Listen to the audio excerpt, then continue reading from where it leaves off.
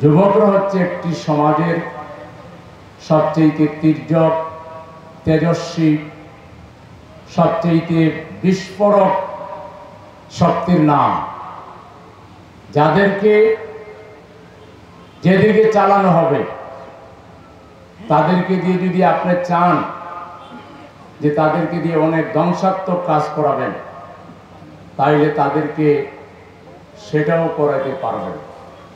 আবার তাদেরকে দিয়ে যদি আপনি একটি কাঙ্ক্ষিত, একটা মৃত প্রায় জমিনে যদি একটি সফল বিপ্লব রচনা করতে চান, সেই বিপ্লব তারা রচনা করতে পারে।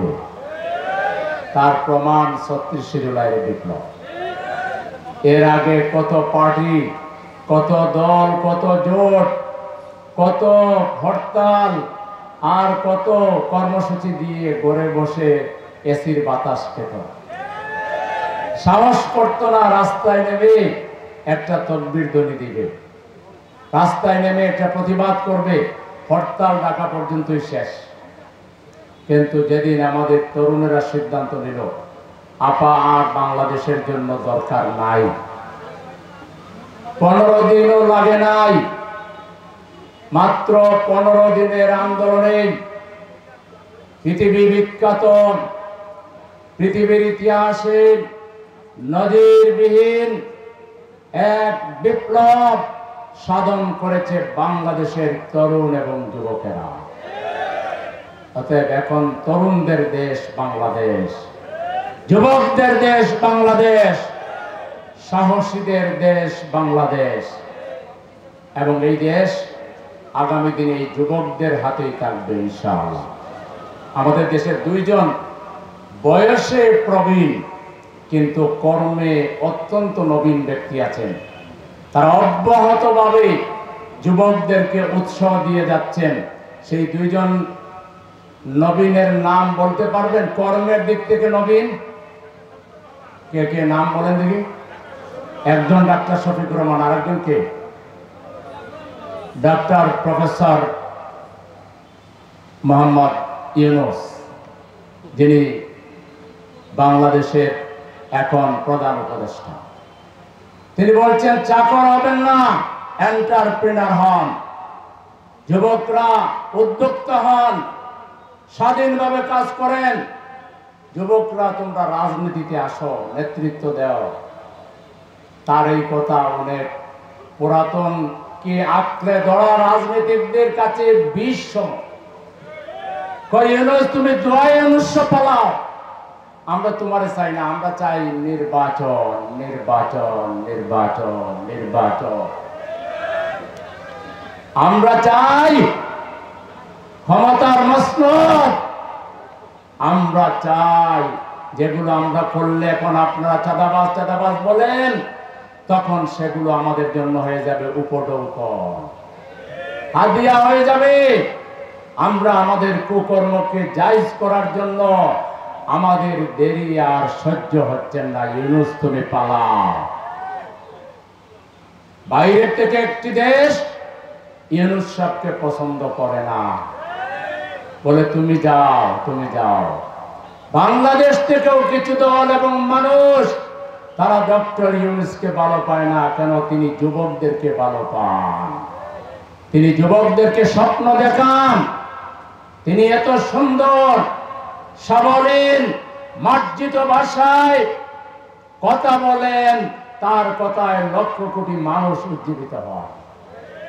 এই বেচারা দেশটাতে কিছু ভালো কাজ করতে চান, কিন্তু রাজনৈতিক দলের যেভাবে সহযোগিতা দরকার তিনি সেটা পাচ্ছেন না। তিনি চাচ্ছেন সংস্কার করতে, তিনি চাচ্ছেন বিচার করতে, তিনি চাচ্ছেন রাজনীতিতে একটা সম্প্রীতির বন্ধন তৈরি করতে। এই 3টা প্রধান উদ্দেশ্য নিয়ে তিনি কাজ করছেন। কিন্তু তাকে নানা আজে বাজে ভাষায় তাকে বকা দেওয়া হচ্ছে, গালি দেওয়া হচ্ছে টক শোতে। তাকে তিনি যাতে তাড়াতাড়ি চলে যান এজন্য নানাভাবে তাকে উত্তপ্ত করা হচ্ছে, টিজ করা হচ্ছে। আমরা ইউনূস সাহেবকে বলবো, এটা দেশের কোটি কোটি মানুষের মধ্যে একেবারেই সংখ্যালঘু কিছু মানুষ যাদের কোনো রাজনৈতিক কমিটমেন্ট নাই, এদেশের জনগণের প্রতি যাদের দায়িত্ববোধ নেই, ভালোবাসা নেই, যারা রাজনীতিকে মূলত তাদের দুর্নীতির হাতিয়ার হিসাবে গ্রহণ করে, এটাকে ব্যবসা হিসাবে গ্রহণ করেছে, এই গুটি কতক মানুষ ছাড়া কোটি কোটি বাংলাদেশের মানুষ আপনার সংস্কারের পক্ষে। আপনাকে ভালোভাবে সংস্কার করতে হবে, নিকটভাবে সংস্কার করতে হবে। আপনাকে দুর্নীতির বিচার শেষ করতে হবে। আপনাকে বিগত 17.5 বছরে আমাদের যে টাকা বিদেশে পাচার হয়েছে এটা ফেরত দিতে হবে, ফেরত আনতে হবে। আপনাকে যারা 3-4টা বড় বড় জেনোসাইড করেছে, আমাদের সামরিক বাহিনীর অফিসারদেরকে, 57 জন অফিসারদেরকে যারা খুন করেছে, যারা হেফাজতের সমাবেশে রাতের আধারে বাতি নিভিয়ে লক্ষ লক্ষ তরুণ যুবক আলেমদেরকে যারা অত্যাচার করেছে, শত শত আলেমদেরকে হত্যা করেছে, যারা 28 অক্টোবরের জেনোসাইড করেছে, যারা জামায়াতে ইসলামীর দেশপ্রেমিক বিশ্ববিখ্যাত আলেমের দিনদেরকে খুন করেছে, এইসব প্রত্যেকটা খুনের বিচার না করে ইউনূস সাহেব আপনি বাংলাদেশ থেকে অন্য কোথাও পা রাখতে পারবেন না। আপনারও দেশের প্রতি একটা দায়বদ্ধতা আছে, ঠিক কিনা? এদেশের জনগণ আপনার সাথে আছে। আপনি সাহসিকতার সাথে সংস্কার সম্পন্ন করুন, বিচার সম্পন্ন করুন। আরেকজন যুবক বয়সে তিনি আমাদের চাইতে সিনিয়র হওয়া সত্ত্বেও কর্মের দিক থেকে আমাদের চাইতে নবীন। তার নাম কি? এত আস্তে করে নাম বললো, তার নাম কি? ডাক্তার শফিকুর রহমান সাহেব, মানবতার ফেরিওয়ালা বলে যাকে মানুষ এখন উপাধি দিচ্ছে, ঠিক না? তিনি বলছেন আমরা আমাদের দেশের পতাকা, কালেমার পতাকা আমরা তরুণদের হাতে, নবীনদের হাতে, যুবকদের হাতে তুলে দিতে চাই। এবং তিনি বলছেন তাদেরকে আমরা চরিত্রবান নাগরিক হিসেবে গড়ে তুলতে চাই। আমরা কোরআনের আলোকে, নবীর সুন্নাহর আলোকে, সাহাবায়ে কেরামের জীবনের আলোকে আমরা তাদেরকে একদিকে বলিষ্ঠ ইমানদার হিসেবে গড়ে তুলতে চাই। তাদের হাতে বাংলাদেশের পতাকা তুলে দিতে চাই, তাদের হাতে ইসলামের পতাকা তুলে দিতে চাই, তাদের হাতকে আমরা কর্মের হাতে পরিণত করতে চাই। সংগ্রামী ভাইরা আমার, 54 বছর দেশটা অতিবাহিত হলো। আমাদের যুবকদের একটা অংশ কোন রকম ইন্টারমিডিয়েট পাস করে তারা স্টাইপেন্ড নিয়ে বিদেশে পাড়ি যাবে, একটা বিরাট সংখ্যক যুবক। কারণ এখানে মেধাবীদের কোনো মূল্যায়ন নাই, মর্যাদা নাই। মাস্টার্স পাস করে চাকরি নাই, বেকার থাকতে হয়। চাকরি হইল বেতন নাই, বেতন হইল সম্মানজনক কোনো বেতন নাই। এখানে বিরাট সংখ্যক শিক্ষিত বেকার যুবক, সেজন্য তারা বিদেশে চলে যায়। বিদেশের সরকারগুলো তাদেরকে 10 লক্ষ, 15 লক্ষ, 20 লক্ষ টাকার বেতন দেয়, গাড়ি দেয়, বাড়ি দেয়।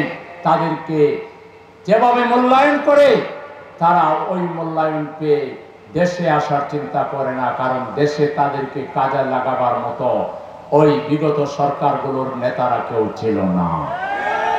আরেক শ্রেণীর যুবক, তারা 8 পাস করার আগে, ম্যাট্রিক পাস করার আগে জ্বরে পড়ে এবং তাদের হাতে দেশের রাজনৈতিক দলের কিছু ব্যক্তি তাদের হাতে অস্ত্র তুলে দেয়, মদ তুলে দেয়, নারী তুলে দেয়, গাঁজা তুলে দেয়। তাদেরকে দিয়ে এমন এমন বাজে কার্যক্রম পরিচালনা করে এই ছেলেরা তখন আর মা বাবাকে চিনে না, বড়কে সম্মান করে না, ছোটকে স্নেহ করে না। এরা সমাজের জন্য একটা বড় থ্রেট হয়ে দাঁড়ায়।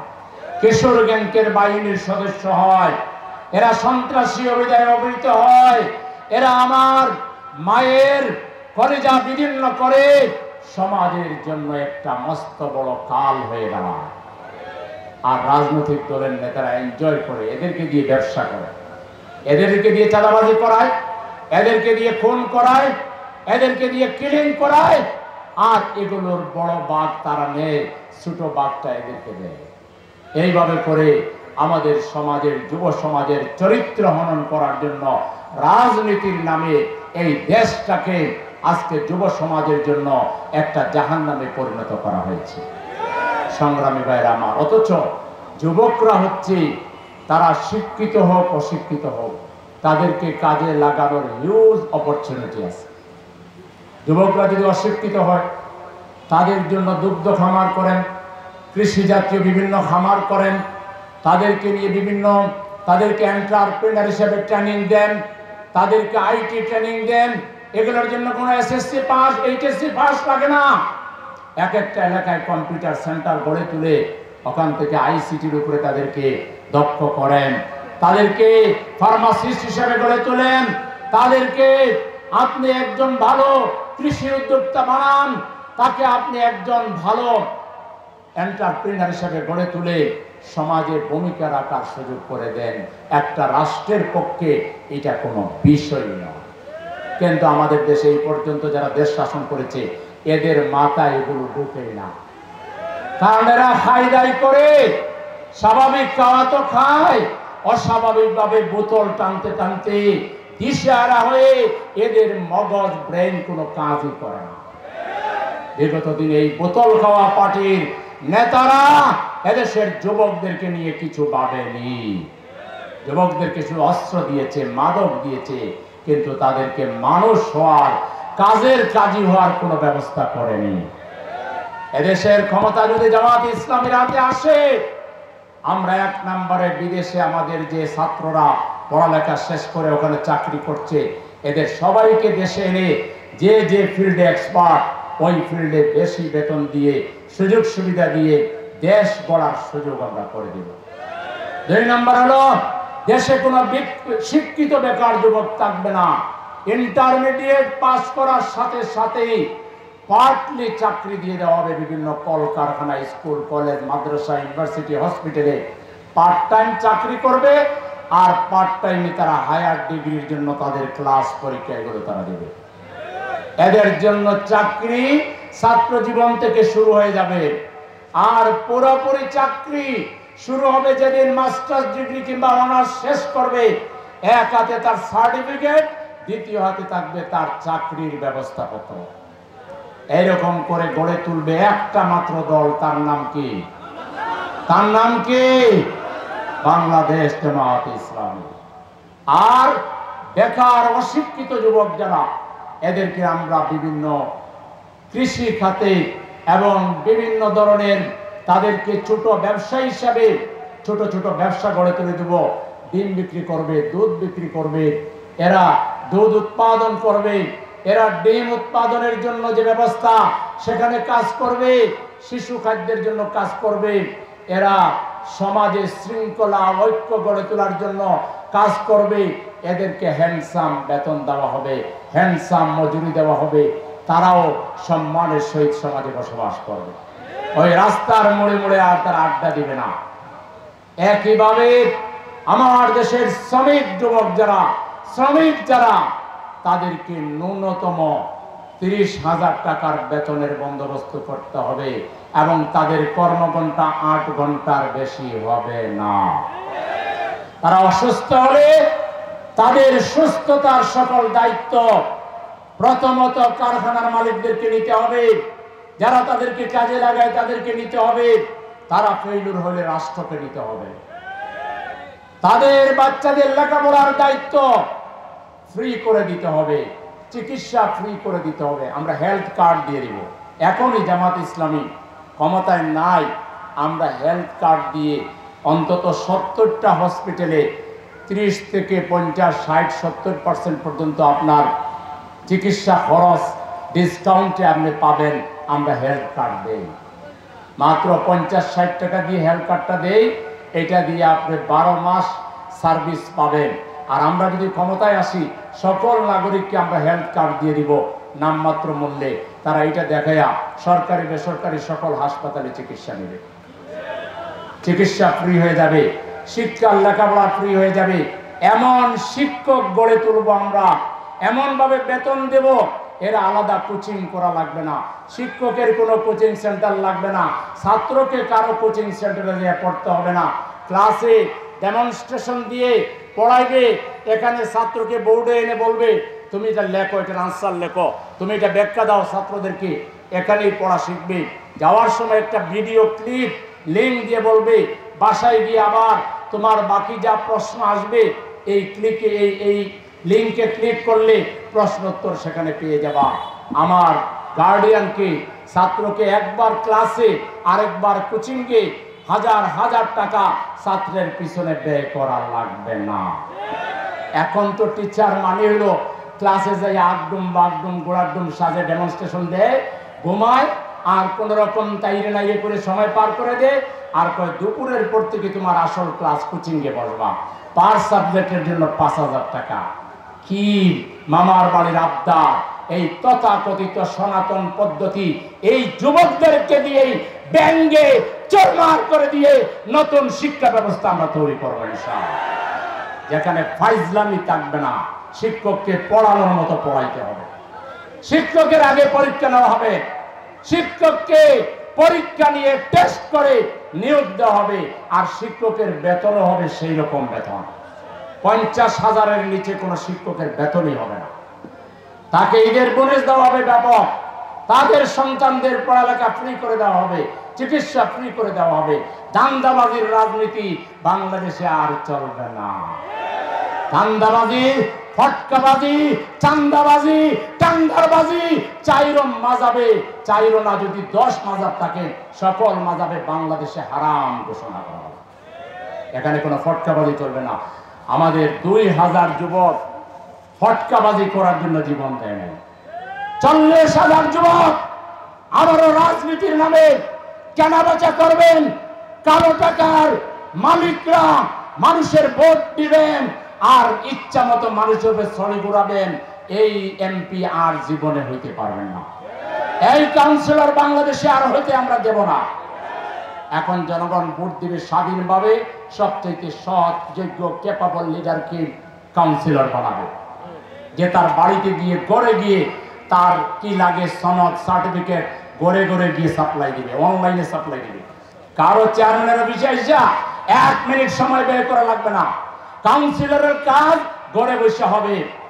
যদি আইসিটি কাজ না করে, কম্পিউটার কাজ না করে, কাউন্সিলর মিয়াকে গড়ে গিয়ে মাপ চলে আসতে হবে। কাউন্সিলর হবে জনগণের খাদেম, কাউন্সিলর হবে জনগণের সেবক।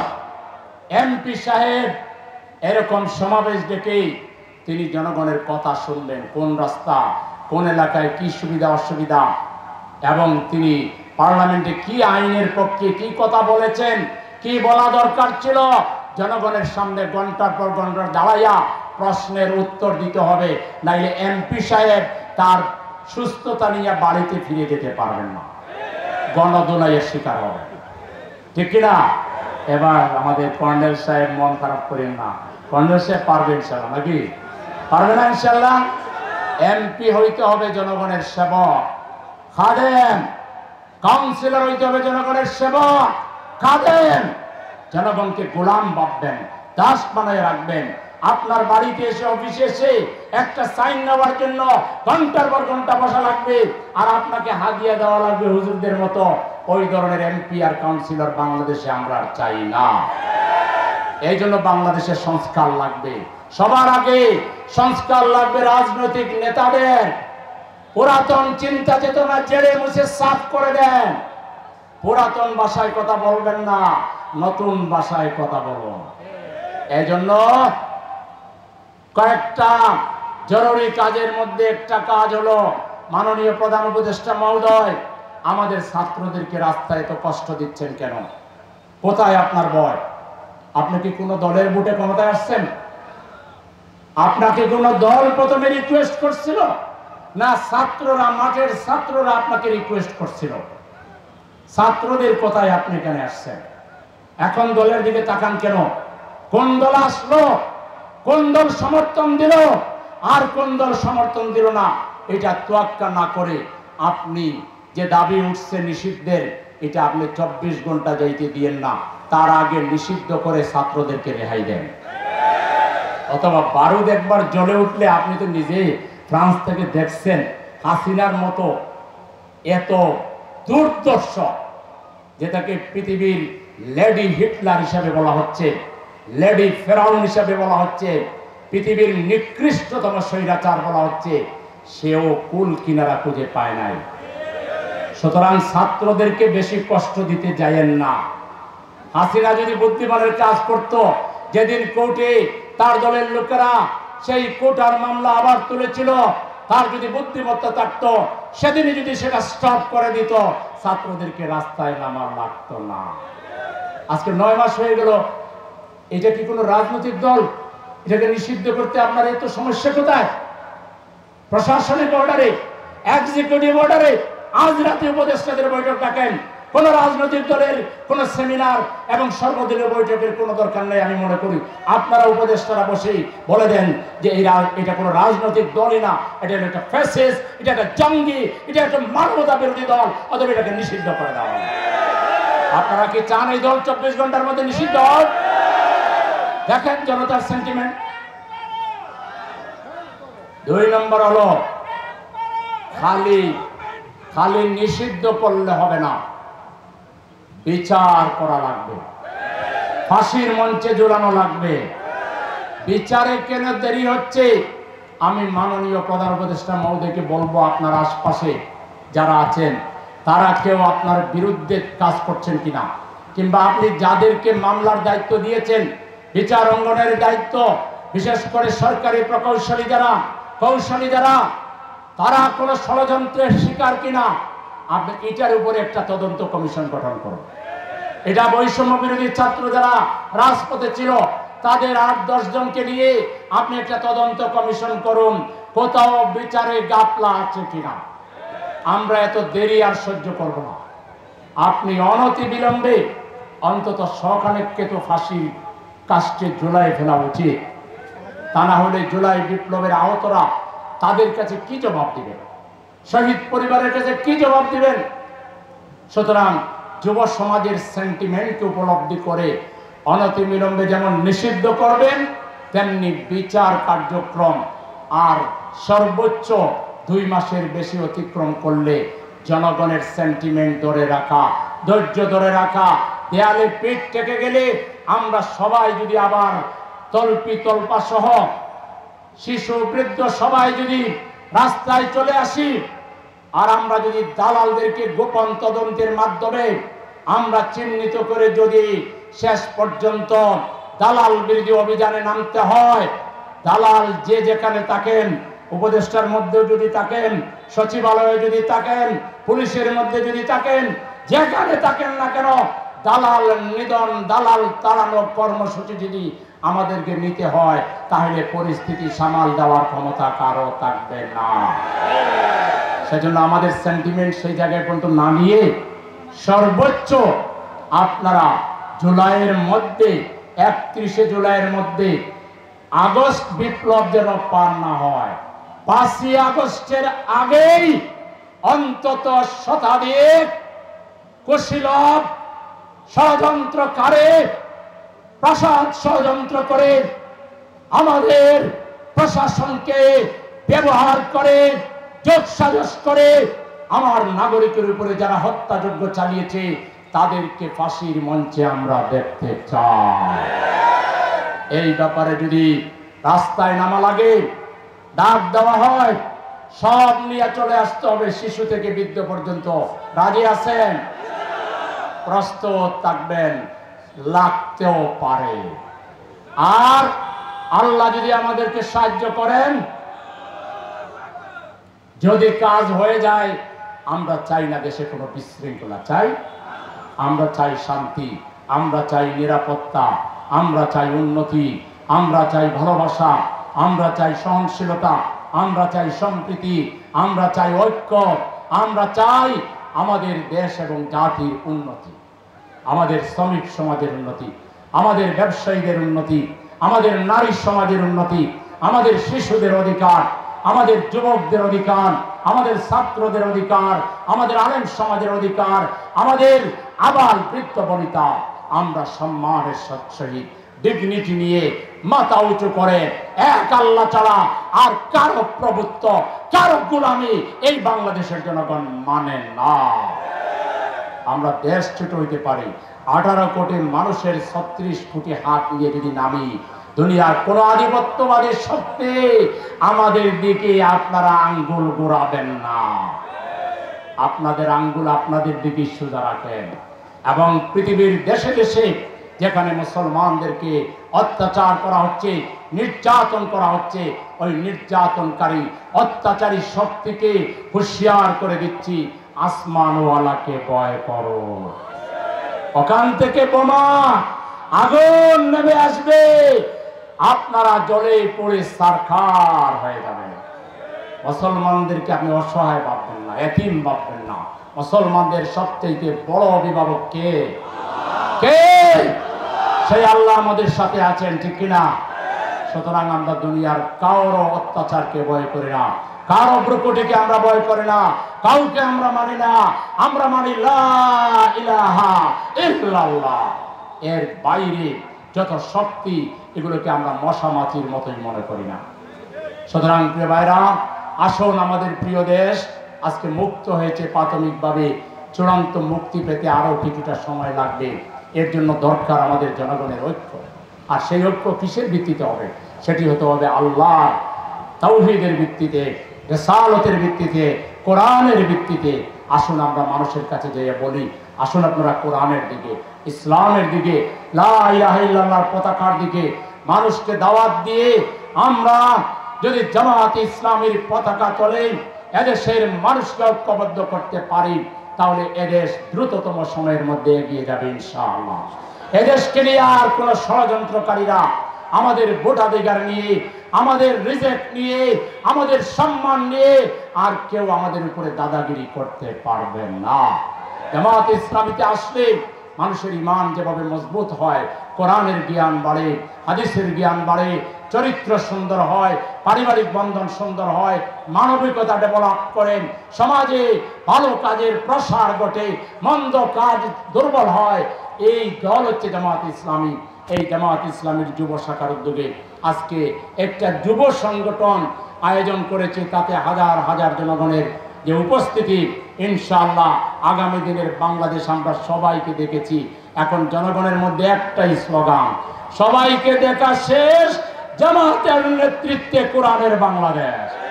বলেন দেখি, সবাইকে দেখা শেষ, জামায়াতের নেতৃত্বে কোরআনের বাংলাদেশ। ঠিক আছে কিনা? এই কোরআনের বাংলাদেশ আমরা গড়ে তুলব, ভাতৃত্বপূর্ণ সমাজ আমরা কায়েম করব, ইনসাফপূর্ণ সমাজ কায়েম করব। সুদ, ঘুষ, মদ, জুয়া, হাউজি, ব্যভিচার, অনাচার, দুরাচার, সন্ত্রাস চিরতরে বাংলার মাটি থেকে বিদায় করে আমরা একটা শৃঙ্খলাপূর্ণ, ইনসাফপূর্ণ, ভারসাম্যপূর্ণ সমাজ আমরা কায়েম করব, যেখানে ধনী গরিবের ব্যবধান থাকবে না, গরিবরা রাস্তায় হাত পেতে খেতে হবে না। এদের জন্য আমরা বিকল্প অ্যারেঞ্জমেন্ট করব, থাকার ব্যবস্থা করব, খাওয়ার ব্যবস্থা করব। এখানে আর কাউকে চুরি করতে হবে না, ছিনতাই করতে হবে না, এখানে কাউকে ঘুষ খেতে হবে না, এখানে কাউকে দুর্নীতি করে খেতে হবে না। দুর্নীতি করে যেটা পেতে চায় হালাল ভাবে আমরা সেটা তাদের জন্য ব্যবস্থা করব ইনশাআল্লাহ।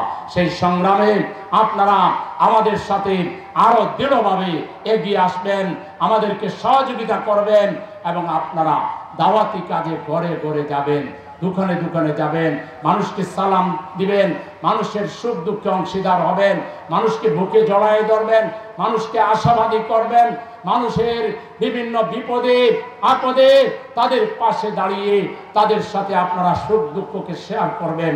এইভাবে একটি সুন্দর ভ্রাতৃত্বপূর্ণ সমাজ নির্মাণে আপনারা আমাদের সাথে আরো সময় দিয়ে, আরো সক্রিয়ভাবে, আরো দৃঢ়তার সহিত কাজ করতে কি রাজি আছে? আজকের এই প্রোগ্রামের মূল মেসেজ এটা যে আমরা দল বেঁধে বেঁধে দোকানে, ঘরে ঘরে, অলিতে গলিতে ছড়িয়ে পড়ব, উদারভাবে মানুষকে গ্রহণ করব। আমাদের কথার দ্বারা, জবানের দ্বারা, হাতের দ্বারা, ইশারার দ্বারা, বডি ল্যাঙ্গুয়েজের দ্বারা কারো কোনো ক্ষতি হবে না। মানুষ আমাদের কাছে, আমাদের মধ্যে তাদেরকে নিরাপদ ভাববে, মানুষ আমাদের মধ্যে শান্তি খুঁজে পাবে, মানুষ আমাদের কাছে আসলে আশ্রয় পাবে, মানুষ আমাদের কাছে আসলে সম্মান পাবে, এরকম একটা পরিবেশ আমরা কি তৈরি করতে পারবো? আল্লাহ রাব্বুল আলামিন আমাদের সবাইকে তৌফিক দান করুন।